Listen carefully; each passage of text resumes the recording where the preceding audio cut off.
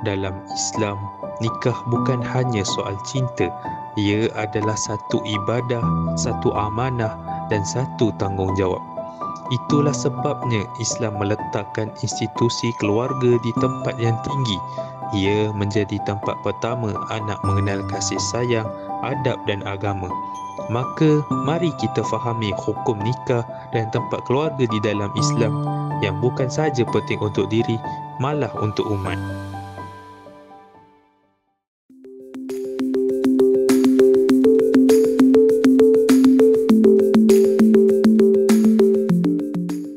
Seorang lelaki memimpin, seorang wanita menenangkan, dan dari mereka lahir madrasah kehidupan.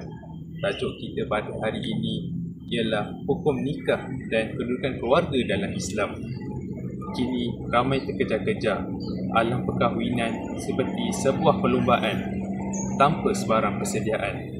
Manusia sering lupa makna kebahagiaan sehingga mengabaikan Tuhan. Mari kita lihat kes-kes yang berkaitan pada mulanya bersama saudara Sofwan. Assalamualaikum warahmatullahi wabarakatuh. Nama saya Ahmad Sofwan bin Luqman, nombor matriks 24004347. Hari ini saya akan menceritakan tentang sebuah kes yang melibatkan permohonan pendaftaran perkahwinan poligami di luar negara yang dibawa ke Mahkamah Tinggi Syariah Selangor. Pemohon pertama yang kita panggil sebagai P1 adalah seorang lelaki warga negara Malaysia dan bermastautin di negeri Selangor. Manakala pemohon kedua atau lebih dikenali kepada P2 ialah seorang wanita warga negara Indonesia yang tinggal serumah dengan P1. P1 dan P2 mendakwa bahawa mereka telah berkahwin di kantor urusan agama KUA Bonjol yang terletak di Pasaman, Sumatera Barat, Indonesia.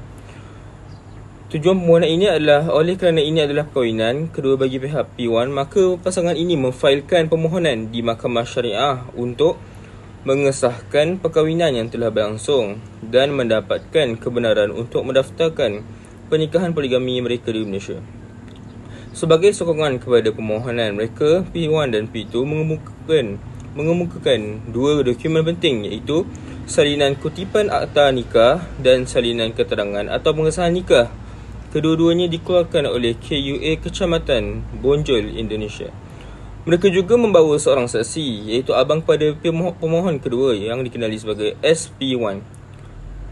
Mahkamah telah meneliti 3 isu utama, iaitu adakah mahkamah mempunyai bidang kuasa untuk mendengar kes ini, adakah perkahwinan P1 dan P2 telah menurut hukum syarak, adakah keterangan dan dokumen yang dikemukakan mencukupi serta boleh diterima.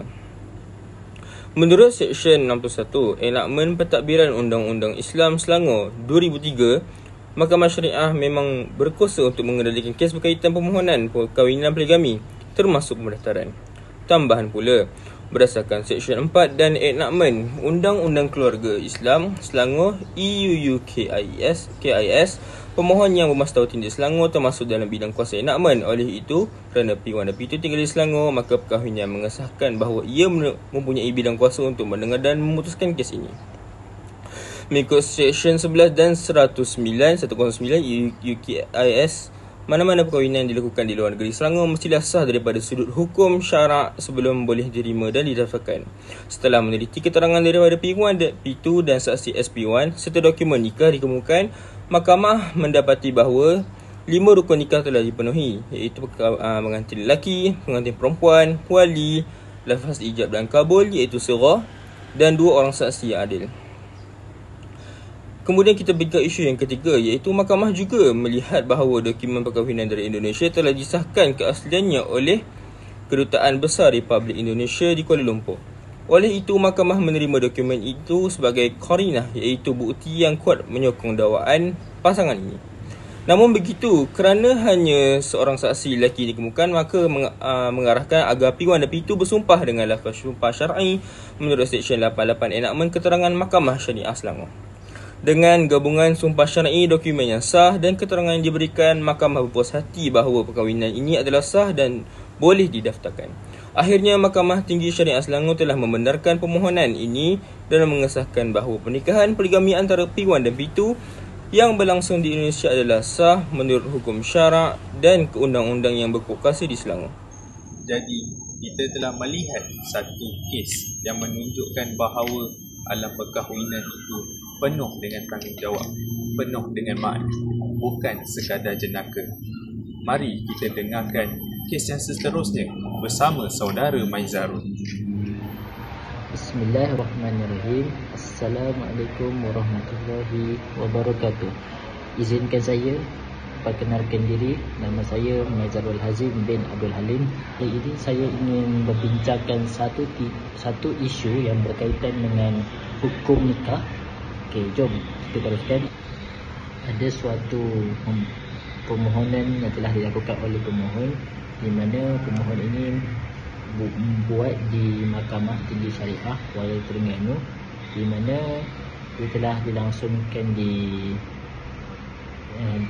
dia telah dilangsungkan pada 16 Ogos 2008, di mana permohonan itu ingin dibuat untuk mendapatkan penasihat adakah akad nikah yang dilakukan itu sah ataupun tidak mengikut hukum syarak. Akad nikah itu telah dilakukan di Masjid Padang Anas Kuala Terengganu, di mana akad itu telah dilakukan oleh bapa pemohon itu sendiri, di mana bapa itu adalah wali kepada akad pernikahan tersebut. Pengakuan nikah itu telah dikeluarkan kepada pasangan ini oleh Pendaftaran Perkahwinan, Perceraian dan Rujuk Orang Islam Daerah Kuala Terengganu. Pada asalnya permohonan ini telah didaftarkan di dalam Mahkamah Rendah Syariah Kuala Terengganu, dan hakim pada ketika itu Mahkamah Rendah Syariah telah memindahkan kes ini ke dalam Mahkamah Tinggi Syariah. Seperti yang saya sebutkan tadi, persoalan utama dalam kes ini adalah sama ada akad nikah perkahwinan itu sah ataupun tidak mengikut hukum syarak. Sebelum itu, hakim Mahkamah Rendah Syariah Daerah Kuala Terengganu telah mensabitkan pada 28 Julai 2008 mensabitkan tidak sahnya akad nikah perkahwinan di antara pemohon itu dengan suaminya lah, dengan lelaki itu yang didakwa telah diadakan pada 4 April 2008. Malah perkahwinan mereka itu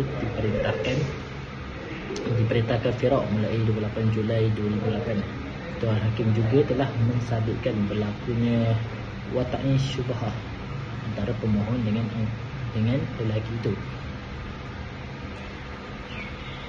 Sebelum kita pergi lebih lanjut, kita perlu mengetahui apakah syarat-syarat sah pernikahan.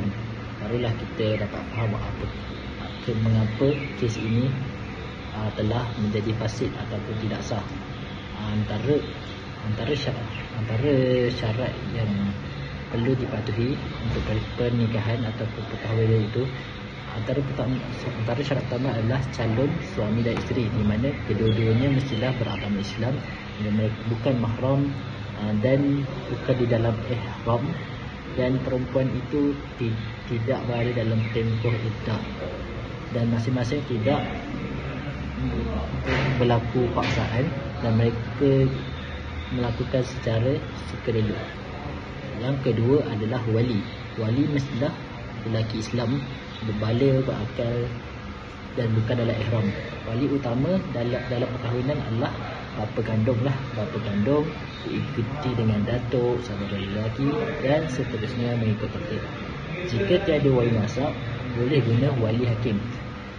Wali hakim tu macam mana? Seperti pengalaman saya sendiri, kakak sulung saya berkahwin, itulah bapa saya telah memberi keizinan kepada Tok Haji untuk menjadi wali, kira menjadi wakil. Okey, kita teruskan. Syarat yang ketiga adalah dua orang saksi. Dua orang saksi mestilah Islam, balik, berakal dan memahami lafaz akad. Kehadiran saksi adalah penting untuk mengesahkan yang di mana akad nikah itu sah dan mengumumkan pernikahan. Dan yang terakhir adalah untuk syarat dia adalah ijab dan kabul. Lepas ijab oleh wali dan kabul oleh pengantin lelaki, mestilah jelas dalam satu majlis dan tidak diselangi ketua lain, mesti secara terus. Namun Akta Undang-Undang Keluarga Islam Wilayah Persekutuan 1984 Akta 303 telah menyebut dalam bahagian 2 perkahwinan nombor 11, di mana sesuatu perkahwinan adalah tak sah melainkan jika cukup semua syarat yang perlu menurut hukum syarak untuk menjadikannya sah.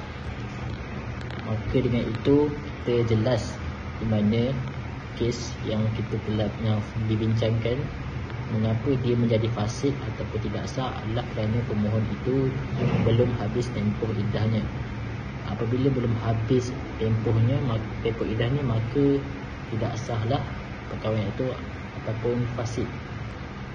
Maka dengan itu sekian, itu sahaja daripada saya. Terima kasih. Kita telah melihat bahawa perkahwinan itu impian setiap insan. Namun tidak semua perkahwinan berakhir dengan indah, kadang berakhir dengan duka. Di alam perkahwinan, lelaki juga mempunyai peranan tersendiri.